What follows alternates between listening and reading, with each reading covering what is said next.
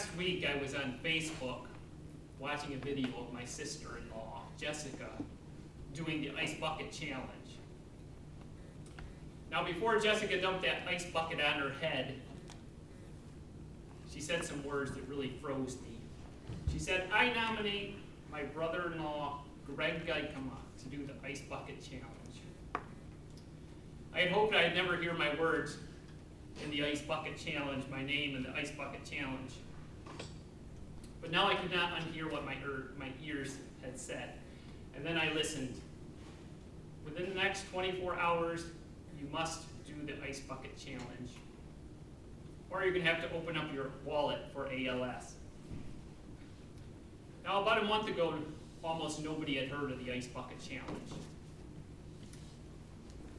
Now, with social media, it's incredible how when things go viral, they really go around the world, and this one made it to me. I imagine just about all of you out there know about the ice bucket challenge, but just probably, like me, don't really know too much about it, besides it's a bucket of cold water being dumped on your head and doing some goofy stunts in the meantime. So before I took my baptism with this water, I was going to decide to look up and see what it was about. This is what I discovered. ALS is called amyotrophic lateral sclerosis. In the US, it is known as Lou Gehrig's disease. It's 100% fatal, and the average life after diagnosis is 3 years. It starts with muscle weakness, usually in your arms or your legs. You become paralyzed after a while. You have trouble breathing, trouble swallowing. It's a neurodegenerative disease. It starts it develops in your brain and your spinal cord. The average age is between age 40 and 70 that it starts to develop. And there is a drug called Reluzin, which helps, but it only prolongs the life by a few months. It's not contagious, and as many as 30,000 people in the United States have it. Now, in regards to the ice bucket challenge, this started out recently. It was a cold water challenge in years past where people would dive into the cold waters in the winter and raise money for charity. But it kind of morphed into the ice bucket challenge this year. And Peter Freites is given the credit. He's a former baseball player from Boston College who developed ALS in 2012. And Peter had a friend who had ALS also, and he decided that he was going to do something, and he put the video on the website, on Facebook and YouTube, showing him dumping water on his head, and the stipulations were first you would nominate someone to do the ice bucket challenge. If they did not do the ice bucket on their head within 24 hours, they had to give $100 to ALS. If they did do the challenge, they gave $10 to ALS. So it was a fun way of getting this out in the media, because with the internet, a lot of times things go viral quickly. Celebrities and musicians put their videos up, and this took off. Now, in America, there's always controversy, and one of the things was there's narcissism in the altruism of the videos, which means some people were doing the videos just to get attention to themselves. They were not giving money to the charity. But publicity, any publicity was good publicity in that people were talking about ALS. Some people argued that other charities will now suffer because ALS was raking in so much money, $70 million in a month. Last year, they'd only taken $2 million. And finally, there's one line. Some people argued about the embryonic stem cells being used for ALS. ALS does say you can put on your donation not to use the money for embryonic stem cells. A lot of the positive effect is with adult stem cells, where they're starting to find some breakthroughs and hopefully find a cure.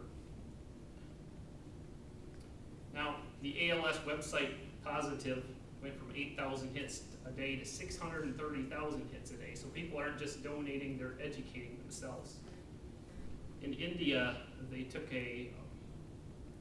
their own turn and they started the rice bucket challenge, where in India they would get some rice and take a picture of themselves and donate the rice to a poor person. So that was helping. ALS has a $25 million a year budget, and they just took in $70 million. So there's an issue now. How will the money be spent? On the website, ALS website, 32% of their money goes to healthcare professionals getting educated on how to treat the disease. 28% goes for research and causing and finding new drugs or treatments to treat the disease. And 19% goes to support groups, community, such as loans and resources to cope with ALS.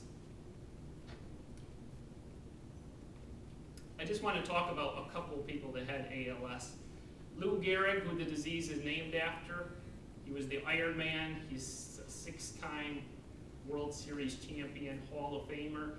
He played 14 straight years without missing a game. Then one day he just got tired in 1939 and couldn't play anymore, and he sat down, and then he retired within a month. And he was diagnosed with ALS pretty much that month and retired from baseball and died 2 years later. So although Lou Gehrig was an Ironman, he could not defeat ALS. It was tougher than him. Peter Freight, former athlete from Boston College, who I mentioned earlier. He can no longer speak, walk, or move his arms, but his wife was due to have a baby, so he's decided he's going to take on a ventilator, keep trying to fight this disease, and his baby was just born recently. Freight has a poster of Lou Gehrig in his office to inspire him, keep the attitude going. The scary thing about ALS is it's misunderstood. Number one, there's no cure. Number two, how quickly does the disease progresses. And number three, we don't know what causes it. Frightening how his parents described it. His mom said, when her son was diagnosed on March 13, 2012, the next questions out of her mouth was, what next? What's next? What can be done? I don't know what was more devastating, the diagnosis or being told there was nothing we could do. It's been 75 years since Lou Gehrig. There should be some effective treatment. Now, I don't personally know anyone who has ALS, and I hope those of you watching do not either. But the time to donate to a charity is not when someone has the disease, it's before. I urge you to become educated on illnesses and causes, and to set a donation aside to those causes you deem worthy. Each donation will bring us closer to a cure. So please budget some money, consider giving to a good cause, whether it's cancer, Parkinson's disease, you name it, diabetes research. Whether you choose to douse yourself in a bucket of ice or not, that's up to you, but consider giving to a good cause. Thank you.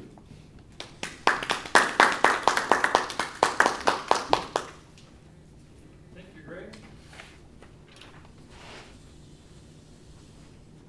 Now I will give you,